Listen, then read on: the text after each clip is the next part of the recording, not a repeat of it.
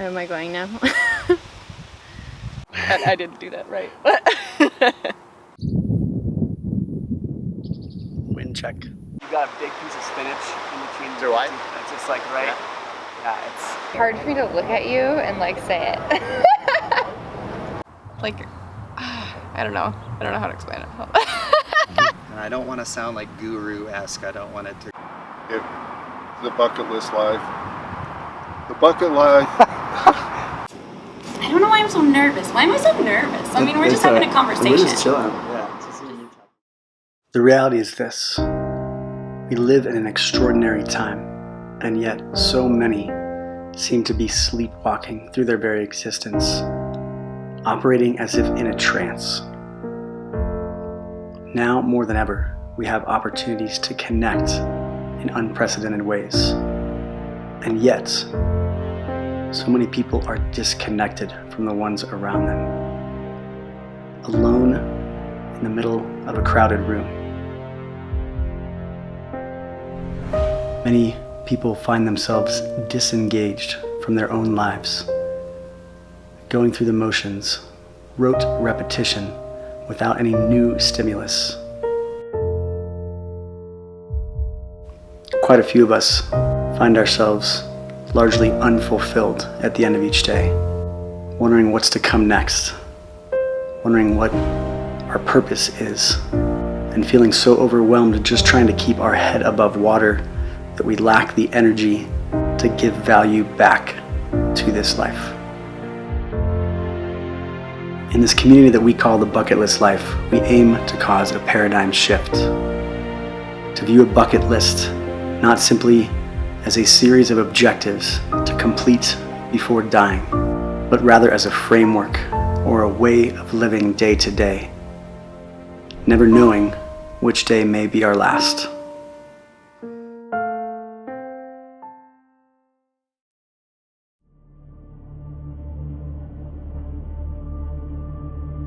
A few years ago, I was at a place in my life where, things, they seemed really great. Pretty successful on the outside, great career, college degrees, a great support system like family and friends, but it felt like something was just like missing. I had recently separated from my husband and was a mom of a 3-year-old daughter. I was going from job to job, trying to survive. Yeah, money might have been coming in, but my soul was leaking out of me. I spent many years feeling unfulfilled and completely hating myself from the inside out. Between drugs and all the wrong people and everything that was not a good choice in life was what I was doing. I was kind of lifeless, like I was just going through the motions of everyday life, and it didn't feel good. I had boxed myself in a gated community, boxed in a big house, boxed in. Even the backyard was surrounded by wrought iron fences where you would talk to your neighbor through the wrought iron fence, boxed in again. I didn't have the close connection that I was looking for of being understood and being accepted for who I am. And I felt like an outsider. It felt like I was on a college campus with a bunch of cliques that I could never even ascertain. I couldn't seem to find the right way to get the right people in my life and the right attitude towards life. Yeah, I was kind of lost, kind of confused, and I didn't really know where to go. Didn't know where to turn. There was a point where the pain finally exceeded the fear, and that was when I knew I had to make a change in my life.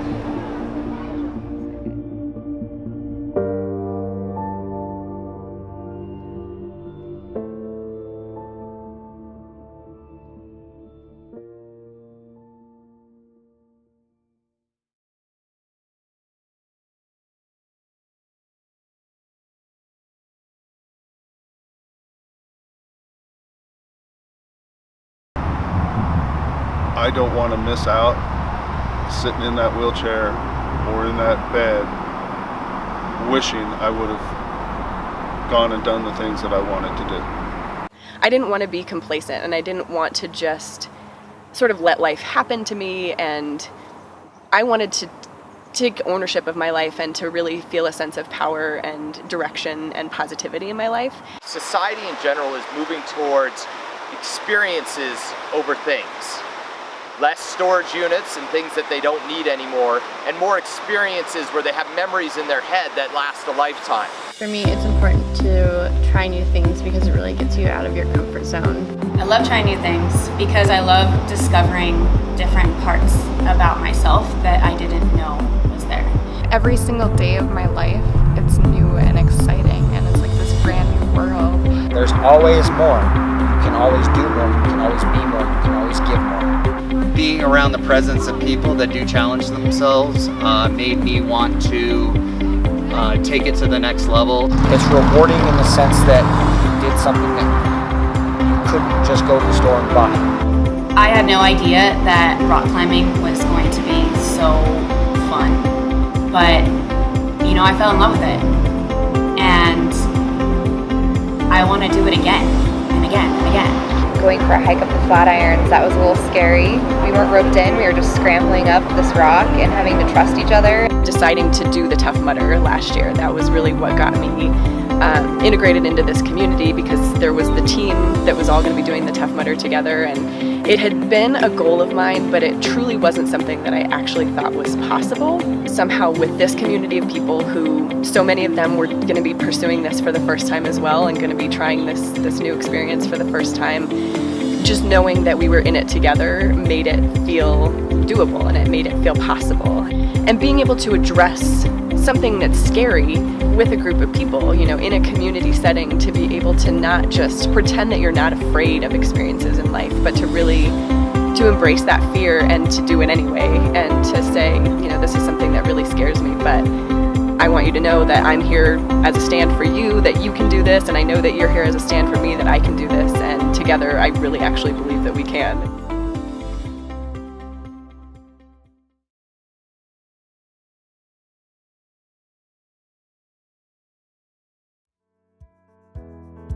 And what this community has brought into my life is the ability to not have to do life alone, and it feels really incredible. We look at each individual as a divine being, and it creates, you know, a connection. It's the glue that holds everyone together. Just having everyone know that they can go as they are. You're going to be accepted for who you are just for walking in the door. When I got to my first Wellness Wednesday and walked through that door, I knew that I was in the right place. Love as a True Black was an awesome bucket list life experience, and connecting with everybody and doing that as a community was really, really fulfilling. You see, when we share a story, there's an energy exchange between two human beings. And that's really what we desire in life, is connection. Every single week, there's somebody there that genuinely cares. It kept me alive. It's kept me alive. It's a family. It's a love that is unconditional. And I walked into this group of people and they just accepted me for who I was, and that was the first time in my life that I felt truly loved and complete and like I was enough, and it changed everything for me.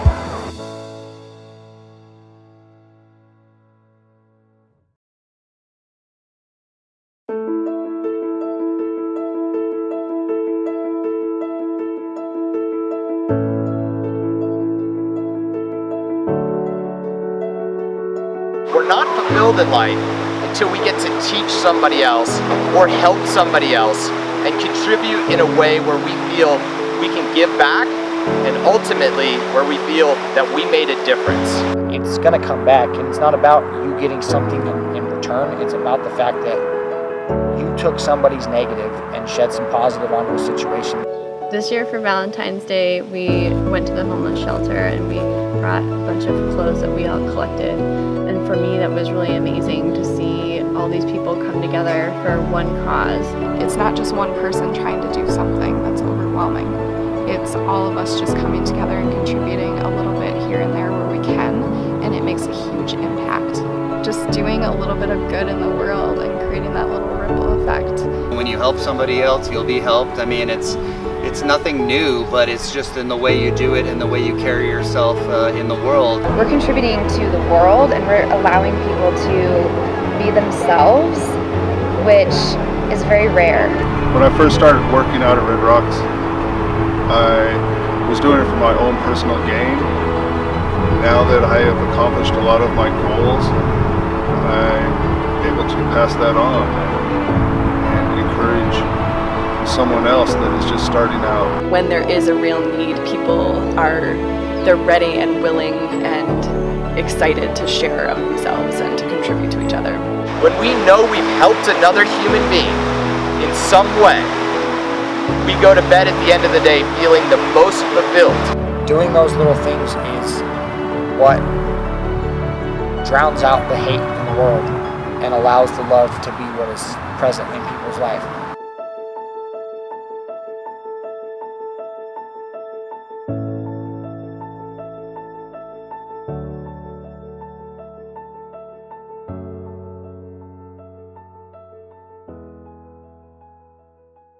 Be the creator of your own story and make it a good one.